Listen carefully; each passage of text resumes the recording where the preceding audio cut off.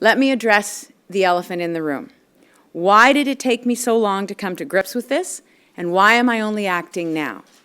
And those are fair questions. It has taken a long time. But it's not as if I've been unaware of the challenge. I've seen the rising rates. My family gets bills like anyone else. And we did take action with targeted relief, the 8% cut, the Hydro-Quebec deals. Those were very worthwhile initiatives. But ultimately, they were too narrow in scope, too limited, when the kind of fix that was actually needed was much more fundamental. So beginning last year, I started to ask tougher questions about how we got to this point.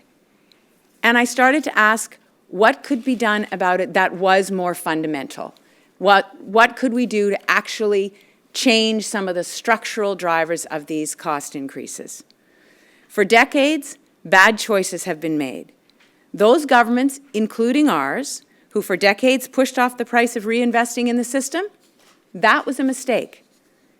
Putting too much of the burden on a single generation of ratepayers, that was a mistake. And asking hydro users alone to pay for policies that ought to be paid for by all taxpayers, that was a mistake too.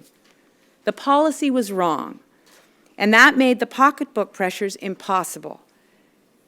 As Premier, I have an obligation to get the policy right, to put in place a fix that will work, and to put in place a fix that will last.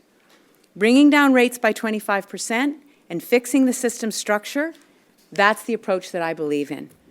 I think it's better for Ontario, and I know it's better for families.